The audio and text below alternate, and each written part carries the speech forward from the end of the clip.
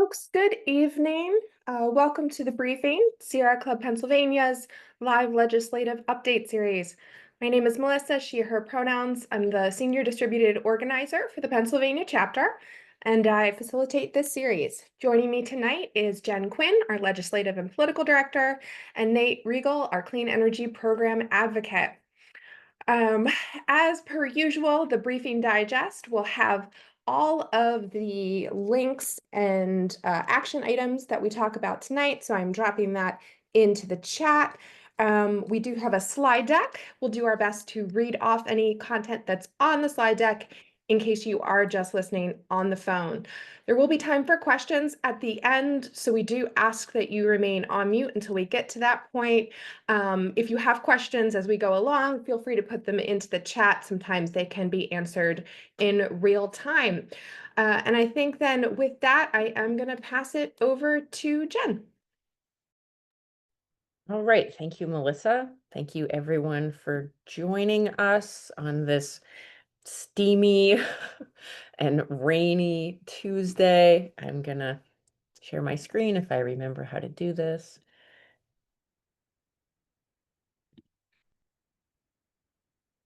All right, I think that's working. Yes, and so we're touching base with folks today, not because there's a whole lot to go over, at least at the state level and what's happening in Harrisburg, but we do want to just touch base and let folks know what we've heard recently and talk about a few things that have transpired over the last few weeks. Next slide, please. Oh, wait, I don't know what I'm doing. I'm running the slideshow. My apologies, Melissa. All right, so a few updates. So a little bit of bad news, or depending on what you think about Sunday hunting, House Bill 1431 was passed by both chambers.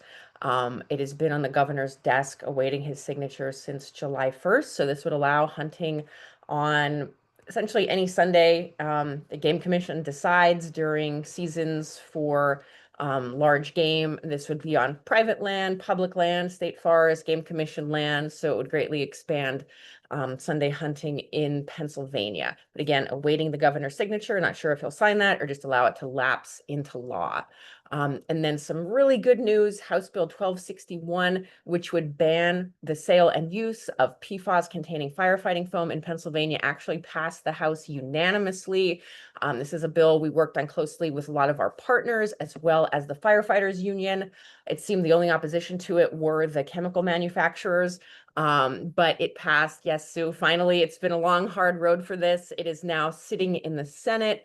There are good rumors there that it should pass, but it does look like Senator Yaw will be leading the charge there. So there's always some concern with Senator Yaw when it comes to environmental issues, but we also know that Senator Miller is co-sponsoring it with him, and the firefighters are working closely with Senate Republicans. So hopefully this will pass both chambers this session. So please, feel free to take a moment to celebrate. We certainly did.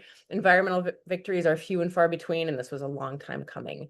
And then something we've talked about on this call before is House Bill 502. This is part of the governor's lightning plan. This establishes the reset board or the siting board. This was up for a committee vote on June 25th. That vote did not happen. A lot of you may be aware of what transpired over the past few weeks. I just want to touch on this briefly. So there were some concerns that we all had about reset. We and a lot of our partners worked on countless amendments along with Chair Fiedler and her staff to make the bill better. There were a lot of folks to the left of us, sort of Food and Water Watch and Better Path, who just outright opposed it. There was a lot of controversy around it. And then Penn Future came out saying that they opposed both reset and press, which updates our alternative energy portfolio standards. This was a bit of a shock to all of us, and their opposition combined with the opposition on the left, as well as some rumors in the building that the administration was having some doubts about press, that sort of slammed the brakes on both reset and press. And that was why the bill did not get a committee vote. Now, there have been no changes to the bill to press at this point to have Penn Future pull their support. But again, there were some rumors about the administration not being super supportive, and I think everybody wants to see press and reset passed, and now Penn Future has said they now support both bills. So it's been a very sort of difficult and complicated few weeks. But we do not know what is going to happen with either of these bills right now. There was a chance that one or both of them could get a House floor vote before the end of this month, to try to keep momentum going. That's very likely not going to happen. I'm hoping that they will recess after the budget. Maybe the dust will settle, and when they come back in September or October, we can maybe have a floor vote on one or both of these bills. But as of right now, there's just been a lot of confusion and a lot of concern put out there and a lot of doubt, frankly, about both bills and how, important they are to the administration, or what we should or shouldn't be doing there. So I just wanted to touch base with folks on that, because I know a lot of folks have gotten these emails. A lot of folks have reached out. I'm happy to talk more later, but just wanted to sort of let folks know where things stand with this. So we've pumped the brakes or slammed the brakes on both of these bills right now, unfortunately, but we're trying to figure out a path forward. And then the state budget, these are the slides from last time. Nothing new to report here. Unfortunately, we are still just waiting and waiting for something good to happen. The timelines that I've heard are mid-July or late July. We are rapidly approaching that mid-July deadline for the budget. One of the biggest issues is funding skills games. I don't know if folks are familiar with Pace-O-Matic. They're one of the biggest manufacturers of skills games. There was a bit of a controversy in the Capitol a few weeks ago where they employed some of the largest lobbying firms in the state, and those lobbyists were told, if you care about your other clients, you will drop Pace-O-Matic as a client, and they all did. And so this was supposedly a threat from Senate Republican leadership, given the controversy that Pace-O-Matic is stirring up in the building and threatening to primary certain Republicans. So very controversial. In my mind, taxing skills games is not a controversy, but of course the companies behind them do not want them taxed, or at least at a high rate. So that seems to be a very big sticking point here, how they do that, when they do that.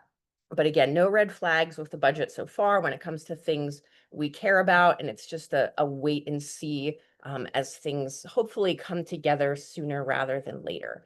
And then as far as committee meetings, it is all appropriations all the time, not much happening in other committees. I did flag this one on August 13th.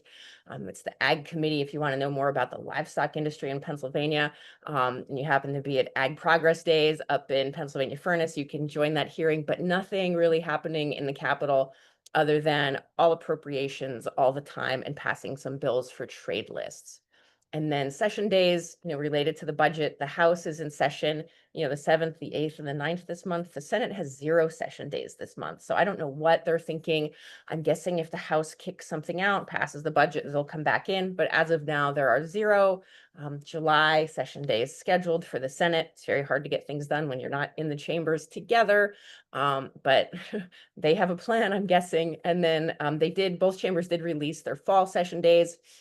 Again, you can see neither chamber is here together very often, but this is just what the fall schedule looks like. Not too many days to get things done. And it's also important to keep in mind, as we get closer and closer to the elections next year in 2026, it's just harder and harder to get bills passed. So if anything does happen with the lightning plan, we're expecting it to be September or October at the latest. And then I will pass it over to Melissa. Yeah, thanks, Jen. So we discussed this a little bit at the last briefing, but I wanted to flag it again because there is still an opportunity to participate in the PA Department of Environmental Protection's Methane Reduction Plan public hearings. It's a mouthful. So to just set the context, last year, the U.S. Environmental Protection Agency finalized a federal rule to reduce emissions of methane from oil and natural gas operations. As part of that, every state is required to create its own state plan for reducing methane that aligns with those guidelines. So even though the federal level is kind of chaotic. A lot of the EPA rules that we worked so hard to establish over the past few years are in danger. That doesn't mean that PA has to stop moving forward with reducing its methane emissions. So the PA DEP is currently accepting public comments and holding public hearings. And so we are hoping that you are willing to take 5 minutes of your time and support this. So Jen, next slide. Okay, so we want to make it as easy as possible for you, especially if you haven't participated in a hearing like this before or submitted a public comment like this before. We're really here to help you. So the hearing schedule is listed on the slide there. There's actually a second virtual session that they added since the last time we talked about that. So that is now July 22nd at 6:30. So if you are physically located in some of the locations, you can go and share your testimony in person. But then there are also the two virtual options. In order to sign up to participate, you would follow the directions from DEP. So you're contacting DEP to say that you want to reserve a time to present your testimony. It says at least 1 week in advance, but I know that we had some volunteers who put in their request to testify a little bit, sooner. So as in like closer to the when the testimony was due, and they were still accepted. So give it a try, even if you're not a week out. And then fill out the form that's linked on this slide and also in the briefing digest to let us know at Sierra Club that you signed up to testify. And then that way we can be in touch with the resources and talking points and guidance that you might need so that you're laying out the best possible statement. And then if you can't attend a public hearing, but you still want to participate in this process, you can submit a written comment. Those instructions are also on the slide and in the briefing digest. If you want the talking points for that as well, we can certainly get them to you. Just have to ask. Next slide. All right, so more things that you can submit public comments on. The EPA under Administrator Lee Zeldin and at the behest of Trump has proposed rolling back 2 sets of pollution standards. Again, I know so many of you have worked so hard on these over the past few years, and it really is heartbreaking that we are back at trying to defend what we gained. But the 2 standards in question that are now open for public comment are the carbon pollution standards and the mercury and air toxic standards. So both of these opened their window at the same time, meaning that we are collecting public comments about 2 separate rules that are somewhat similar, right? So they've made it as difficult as possible. We have a short window to oppose these rollbacks. Comments are due by August 4th, but we really want to flood their inbox. At the very least, right, we can be as annoying as possible to the administration. We can't just let these things happen. So, you can click through the links on the slide. They're also in the briefing digest to submit your comment about the carbon standards and to submit your comment about the mercury and air toxic standards. Again, trying to make it as easy as possible on there. We've done an introductory little statement that you can use. We've given you guidance about the rules, so you don't need to be an expert. You just need to tell essentially your personal story about how rolling back these standards will impact you and your family, right? So really what you're bringing to this is how it's going to have a negative effect on your family, on your neighbors, on your lives. From a health perspective, anything that resonates with you, we have some suggestions there at those links. We also have a principal comment worksheet. If you really want to go, bother your neighbors or your friends, you can print out the worksheet, have them fill it out, and then you would send that back to us. And in all of these situations, we're taking care of the detail part of submitting it to the EPA, right? So you don't need to go find the docket numbers. You don't need to, navigate through the website. We'll handle all that for you. We're trying to make it as easy as possible. Next slide. All right, so here's our action alert summary slide that we have at the end of every briefing.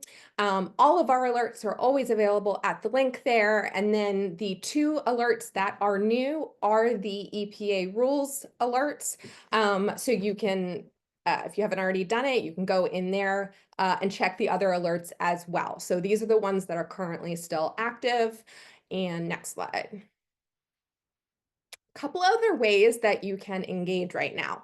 There are a number of things going on. So just found out about this today, but tomorrow night at 8 o'clock, Sierra Club is going to be part of a national coalition of folks talking about the really painful passage of the budget bill last week.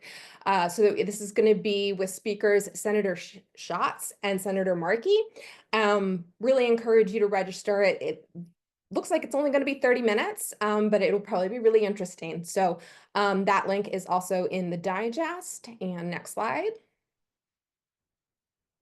And then we are doing text bank training. So if you are interested in volunteering with Sierra Club, a great way to do that on your own time, asynchronously, is to become part of our text banking team.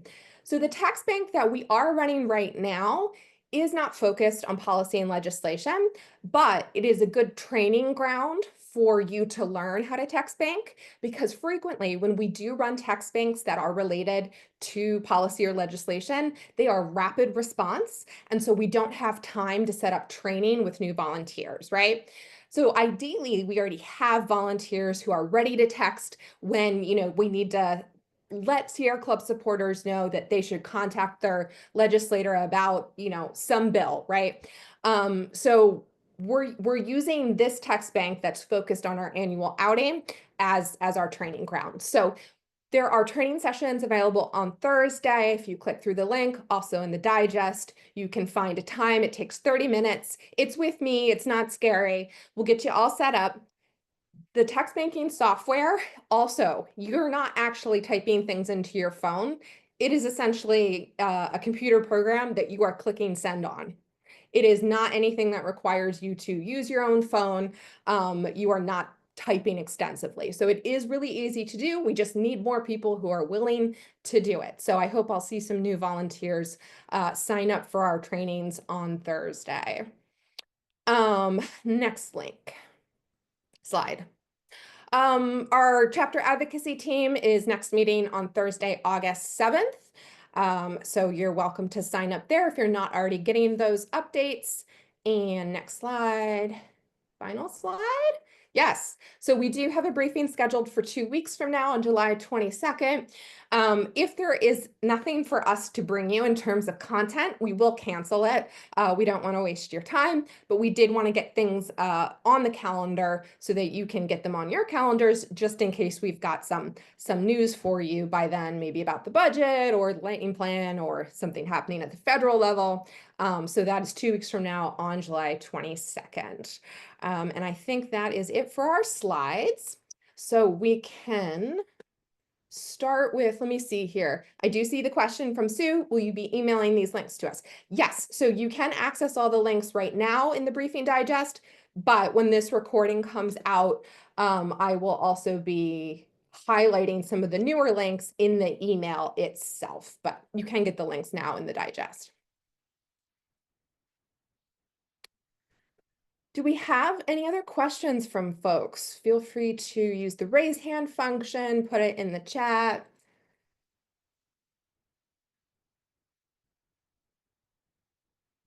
Or just come off mute and start talking. Since we don't have people clamoring to ask questions.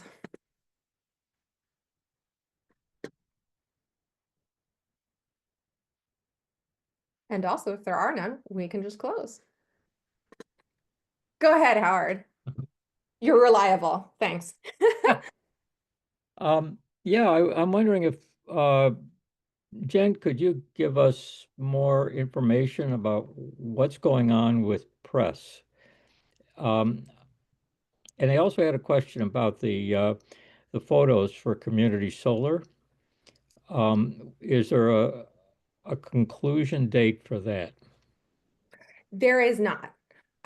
So you can we don't have a deadline for that. I haven't even sent it out to the full leaders list yet. So that you can just go ahead and do it when you're able. I mean, next year seems late, but you know, this summer would be great, right? Unless Jen or Nate thinks that all of a sudden that's not going to be a situation, but. Okay, thank you. And then I So- think, yeah, Jen, the first part of this question. Yeah, so as far as press, I sort of mentioned this in my presentation, you know, it's stuck right now. There's concern about its future. Speaking to House leadership at this point, they don't have 102 votes due to everything that transpired over the past 2 weeks. Even before that, they knew that, you know, Frank Burns would probably be a no, and they would need to pick up a Republican, right? So getting to 102 is a little more difficult now with, you know, when environmental groups raising concerns, and the administration, again, this is just rumored, the administration saying that, you know, maybe press isn't the way forward. And so there's been doubts that's put out there, and it's just, yeah, created a situation that we're all trying to figure out. Like I said, hopefully they will recess soon after the budget and things can calm down, and maybe in September we can, you know, move forward with what we were planning in June, which would be a vote on press and reset. But right now it's just a big question mark around both bills, unfortunately. Can you be more specific about what doubts have been raised on press? I mean, I don't really want to get into it. It's rumors. I'm Okay, happy to connect offline if you want to. I don't really want to put it out here since it's all rumors. But there were rumors, and again, June in Harrisburg. Harrisburg is lots of rumors. June is a terrible time for rumors, but there were some concerning rumors out there. Again, I'm happy to connect with folks offline about what was supposedly put out there. But again, it's just a rumor, and I don't want to put it out here publicly. okay, okay, thank you.